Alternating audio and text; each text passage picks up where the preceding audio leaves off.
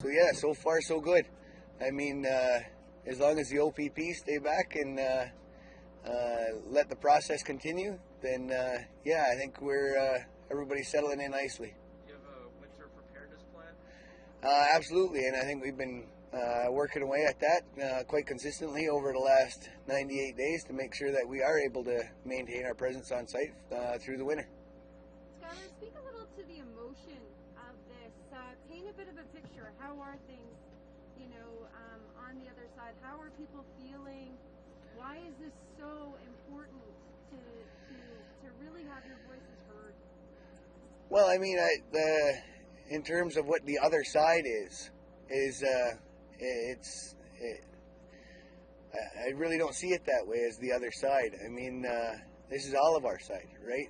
And we've been about unity and peace since the very start of this.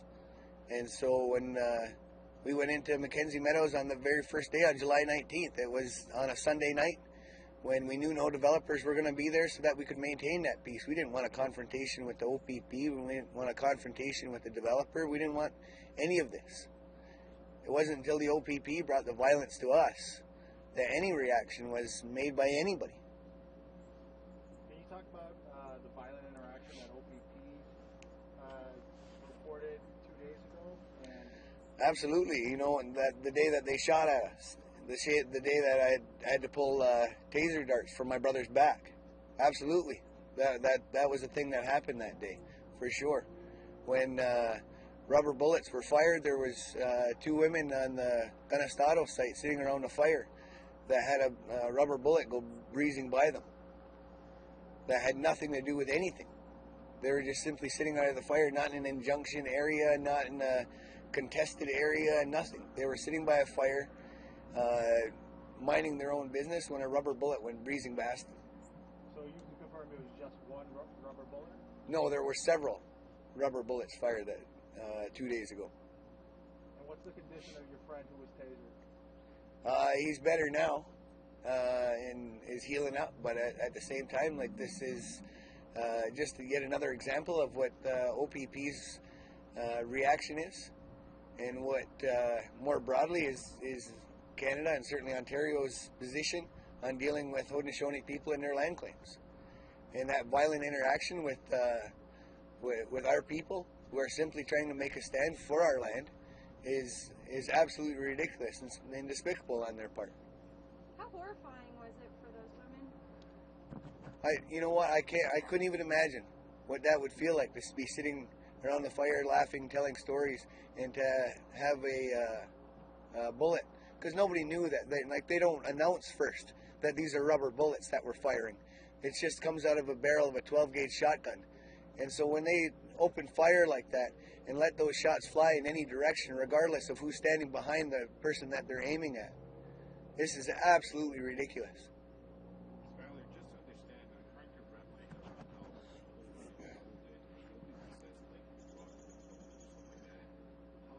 according to what you know, what people told you, how did it all start for them to start firing? They were parked at the corner of 6th Line and Argyle Street with 2 SUVs with four police officers in each.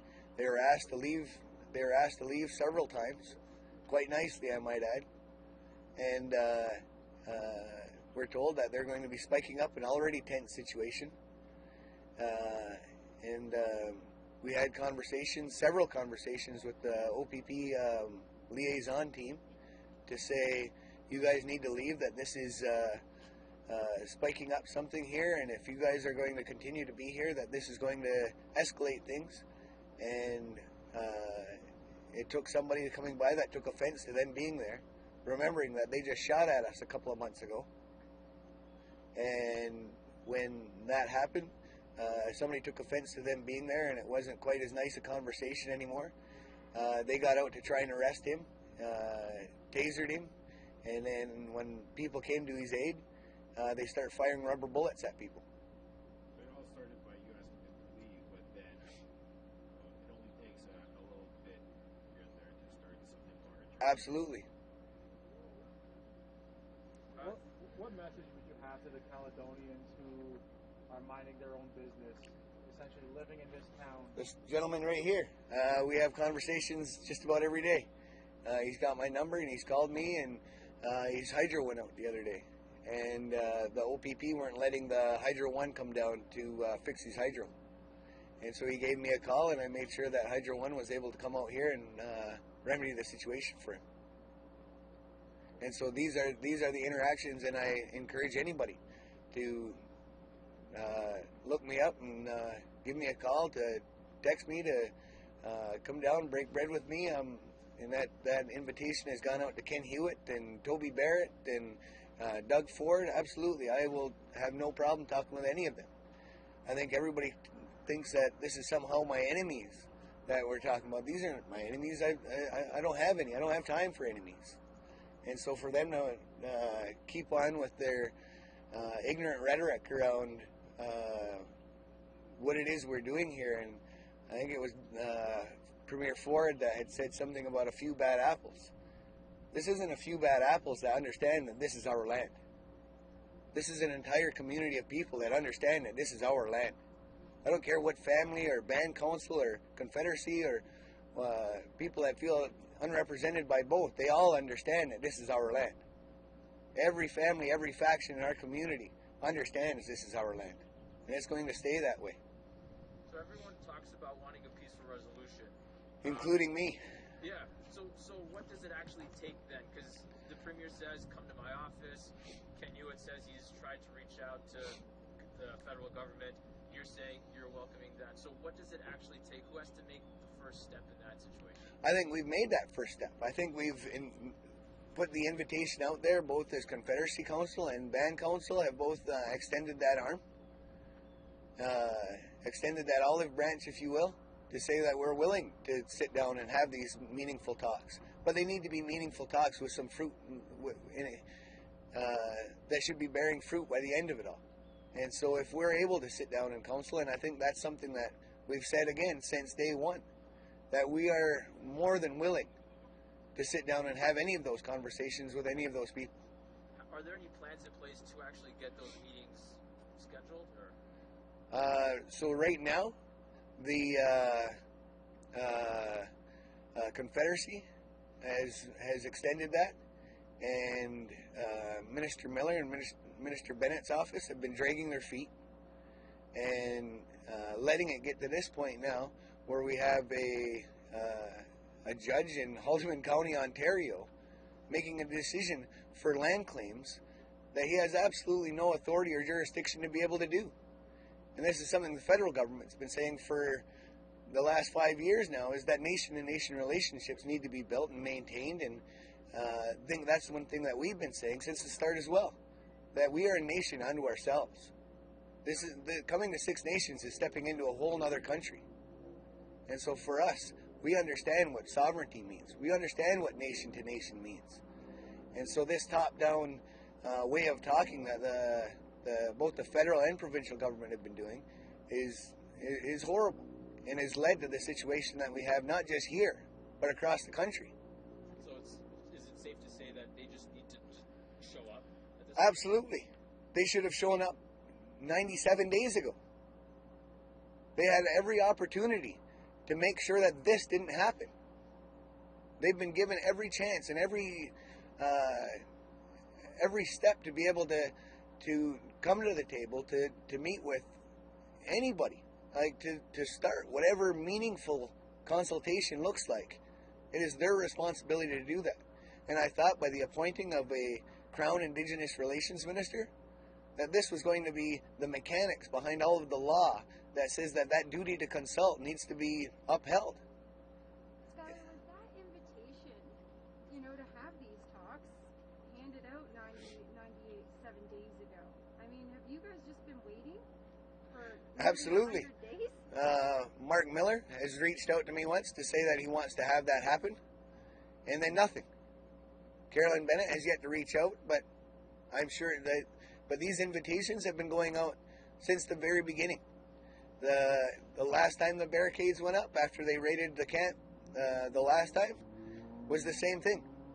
And so there's a big push to get to the table when barricades are up and now they come in shooting at us again. And so this is, like, if this is how that nation-to-nation relationship is going to go, if this is what nation-to-nation looks like for them, is o.p.p. violence and negotiations when you have a barrel of a gun pointed at you, like, this is not what nation-to-nation looks like to us. Do you have any comments to make about what elected council's statement was yesterday? Absolutely, they've reached out as well and said that they want to start working towards unity in our community, and want to see that these negotiations are fruitful. And I agree with them that that we don't want to see violence here. We don't want to see any of this. We don't want to see barricades up, and we've never wanted to see barricades up. This was never about setting up barricades to inconvenience anybody. All of this has been in a response to violent o.p.p. action. They talked about still being bound to their commitments. So what can they do with their role now? Well, and I think they've understood, and they've come to an understanding that they've seen the error in their ways, and and I don't have any blame for band council for signing the agreement. I understand that, of course, this was the last council before this one was elected, but for them, it was a deal of either you take the money and development can roll on, or you don't take the money and development goes on. And so that isn't negotiations. That certainly isn't consultation. And you know what? The developer, they don't have any expectation or responsibility to have that consultation anyway. That consultation lies only with the Crown, and those are only people that can negotiate our lands on their behalf. I was going to ask as well, for winter with construction likely not to start because of snow and weather and such. Are you still planning to be on the land anyway, or? Absolutely. Has there been any dialogue with the developer? And again, I'll extend that hand to them as well, to say, like, I'm more than willing to break bread with anybody, to have those conversations, to have that dialogue, so that everybody understands what it is that we're here for. This isn't about a fight for us. This isn't about us being mad at the government or the o.p.p. or anybody. This is about us asserting our rights over our lands. It sounds like you're willing to take and to stay for as long as it takes to have those voices heard and to actually have real constructive dialogue that leads to change. Well, and I think we've been saying that, and we're going to continue to say that over and over again. We've been as peaceful as you could possibly be while having a gun pointed in your face. We've never had any weapons of any kind here at any point. And so for them to say that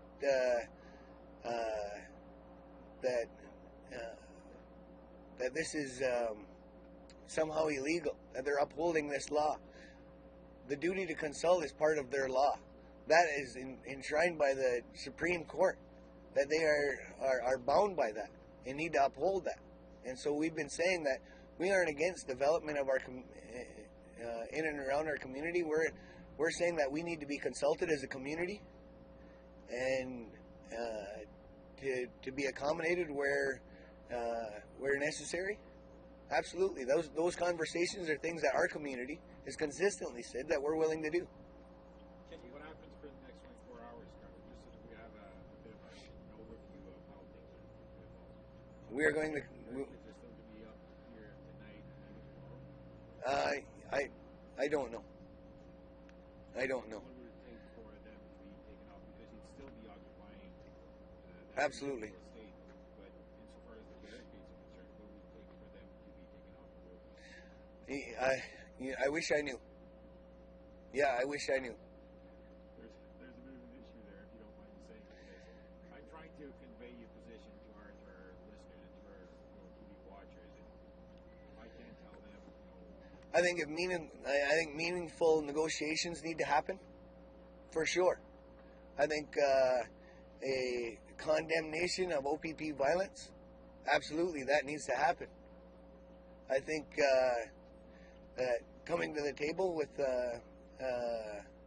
you know, an open mind and an open heart to be able to have those meaningful conversations that need to happen within the federal and provincial government, absolutely those things need to happen. They need to happen 97 days ago. And so if the governments want to continue to drag their feet on this issue, this is exactly what, like, I got no blame for anybody for the situation that's happened here. And if there's going to be a finger pointed in any direction, it's at the federal and provincial governments. And certainly there's a little bit of blame left over for Ken Hewitt and his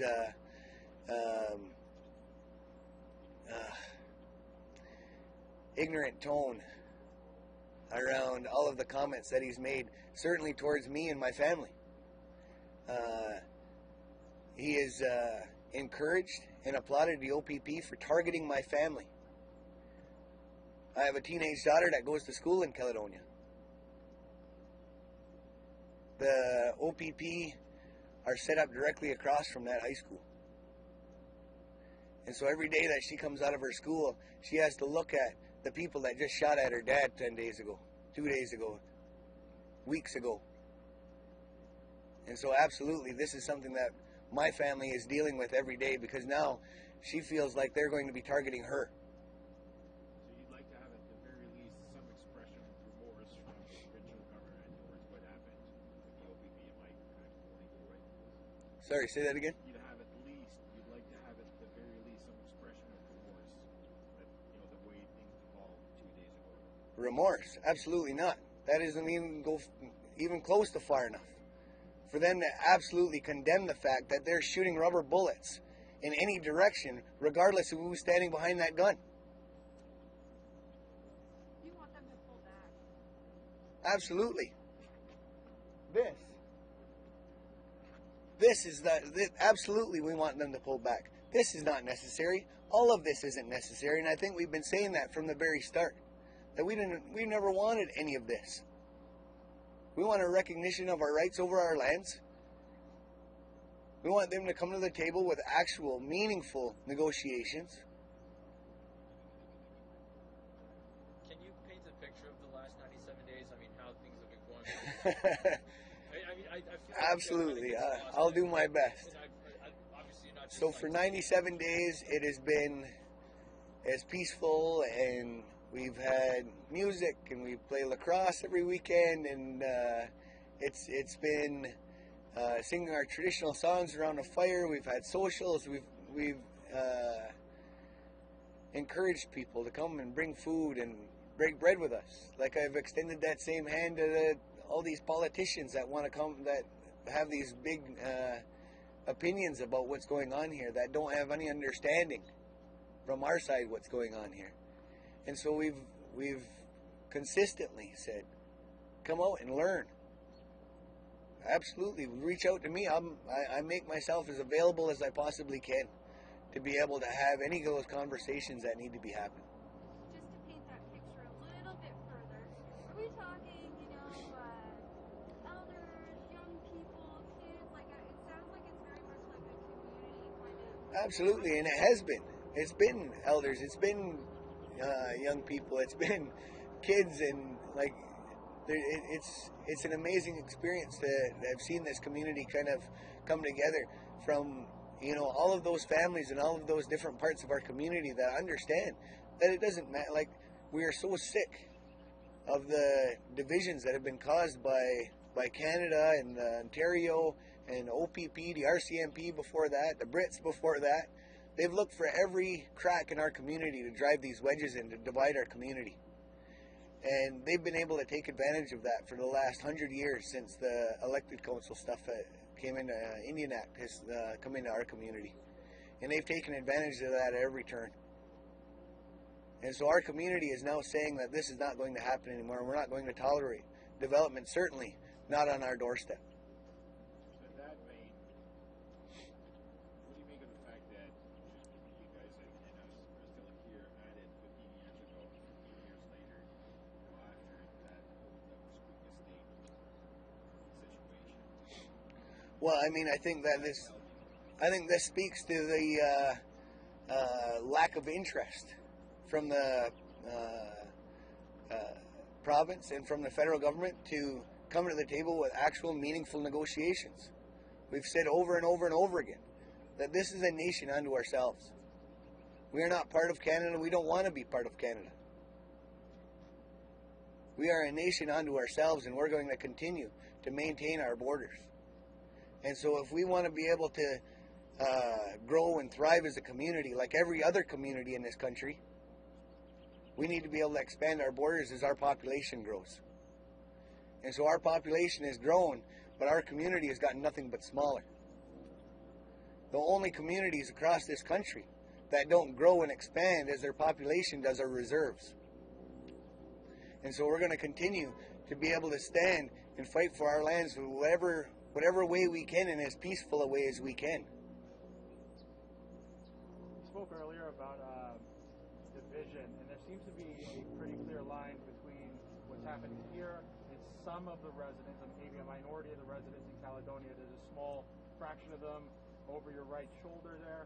Well, what would you say to, like, what's your comment about this small crowd building up behind you and their posture towards you? I got nothing but love for them. Absolutely. I got no hate or ill will towards anybody. I honestly don't have time for it. and I'm going to continue to extend that hand in as peaceful a way that we can come to an understanding that, like, any ill will that they feel toward me, like that, they need to direct that towards the federal and provincial governments, their municipal governments, because at the end of the day, it's the municipality here that handed out the permit that said that, don't worry about it, there isn't going to be any contest of the development. So, you know what? After 15 years of consistently, our community has consistently said that we are not going to tolerate. Every year, at least once a year, there is another development and there's another stand that our people are willing to make. When all of the planning process for this was going through, there was a blockade right here on this very street just 3 years ago. Just 3 years ago, still contesting that land right there, that former Douglas Creek Estates, now Ganastado, was like, for them to say that they had no idea that we were going to show up to contest the title to that land. Because here's the thing, is we're not asking the federal government for the deed. We're certainly not asking Ontario, and we're certainly not asking Haldimand County for the deed to this land. We have it. We've never relinquished title to this land, never once. And so for them to come to us to say that we had clear title over this land and that property rights are sacrosanct, like, absolutely they are. They are to us as well.